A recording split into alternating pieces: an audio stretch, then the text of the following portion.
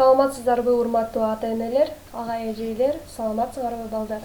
Бүгүн биз силер менен 2-класстын 4-чейрегиндеги 14-сабакты өтөбүз. Ал эми бул сабакты өткөн жана түшүндүргөн мен мугалимиңер Даткаева Перизат Абдивахаповна. Балдар, бүгүнкү сабагыбыздын темасы Ысык көл Кыргызстандын бермети. Башкача айтканда, жемчужина Кыргызстана Ысык-Көл. Китепти, сөздүк иштөө, көнүгүү иштөө дептерлерин ачкыла. 90-беттеги 1-көнүгүүнү чогуу окуйлу.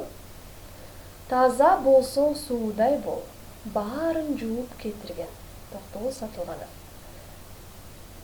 Жакшылап ойлонуп көргүлө. Таза болсоң суудай бол. Если хочешь быть чистым, будь чист, как вода. Баарын жууп кетирген, которая способна все омыть. Жаңы сөздөрдү менин артымдан кайталагыла. Повторите за мной. Тоо арасында жайгашкан. Тоо арасында жайгашкан. Расположен среди гор. Узундугу, длина. Ал эми туурасы. Ну а ширина. Таза, чистый. Тунук, прозрачный. Көлдүн айланасы. Вокруг озера. 80-ден ашык суу келип кошулат. Свыше 80 рек впадает. 80-ден ашык суу келип кошулат. Свыше 80 рек впадает. Бирок бир да суу агып чыкпайт. Но ни одна не вытекает. Ушул сөздөрдү сөздүк иштөө дептерлериңерге жазгыла, балдар. Көчүрүп жазгыла, перепишите словарный тетради. Эми 91-бет 3-көнүгүү. Сүйлөмдү жазгыла, орус тилине которгула. Необходимо переписать это предложение и сделать перевод. Көлдүн суусу таза, жылуу, тунук жана туздуу.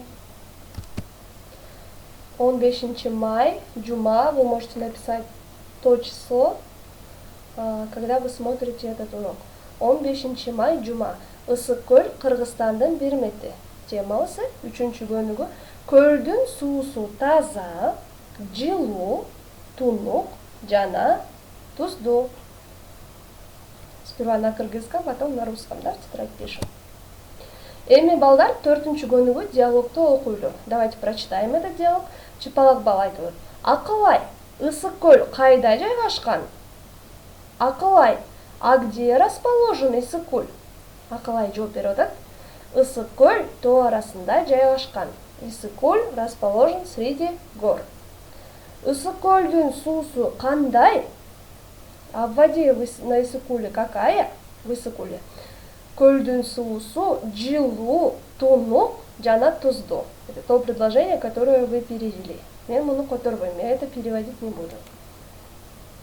Эми, балдар, 5-көнүгүү үлгү боюнча диалог түзгүлө. Давайте составим по образцу, который мы только что прочитали. Следующий диалог, хорошо? Должен быть один ответ Чыпалак баладан и вопрос Чыпалак баладан и ответ Акылайдан. Андан кайра Чыпалак бала суроо берет и Акылай жооп берет. Эми, балдар, бул диалогту түзүш үчүн кийинки текст менен таанышсаңар оңоюраак болот. Если вы сперва ознакомитесь со следующим текстом и вопросами к нему, то вам будет легче, если вы по тексту будете ориентироваться и составлять диалог. 6-көнүгүү текстти окууга жана которууга прочитайте текст и сделайте перевод. Давайте вместе прочитаем и сделаем перевод, хорошо? Кыргызстандын бермети. Жемчужина Кыргызстана.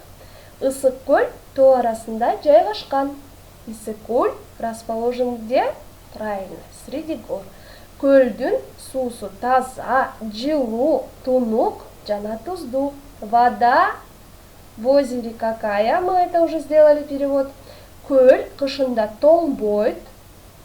Ошондуктан аны эл Ысык көл деп аташкан. Озеро зимой не замерзает, поэтому его народ назвал как? Ысык көл, горячее озеро. Көлдүн айланасы кооз, абасы таза, суусу адамга жагымдуу. Вокруг озера красиво, воздух чистый, вода приятна для человека. Ысык көлдүн узундугу 182 километр. Длина Ысык көлү 182 километра. Ал эми туурасы 60 километр.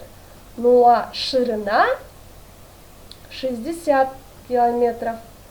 Ысык көлгө 80ден ашык агын суу келип кошулат. Бирок бир да суу агып чыкпайт. На Ысык-көл что делает?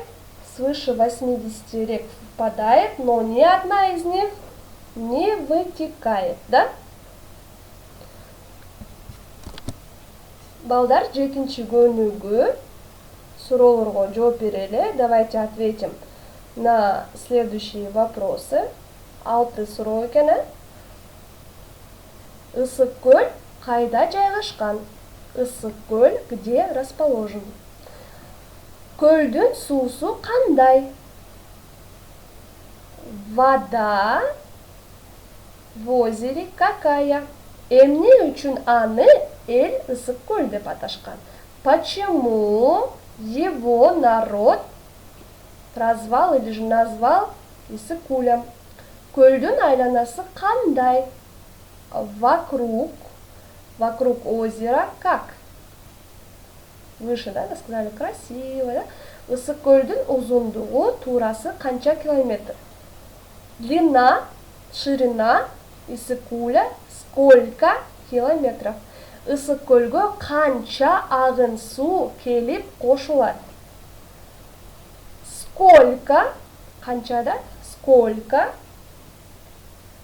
вод впадает в Ысык-көл? Жетинчи көнүгү суроолорго жооп бергиле. Ответьте на вопросы и напишите их в тетрадь. Балдар, үй иши 91 бет 6 көнүгү 1 абзацты жаттайбыз. Выучить первый абзац. Кыргызстандын Бермети. Ысык-көл тоо арасында жайгашкан. Көлдүн суусу таза, жылуу, тунук жана туздуу. Көл кышында тоңбойт. Ошондуктан аны эл Ысык-көл деп аташкан. Көлдүн айланасы кооз, абасы таза, суусу адамга жагымдуу. Давайте я еще раз прочитаю. Силер ушинтип айтып бересиңер, бала? Как я вот прочитала, вам так и вы расскажете мне, хорошо? Кыргызстандын Бермети. Ысык-көл тоо арасында жайгашкан.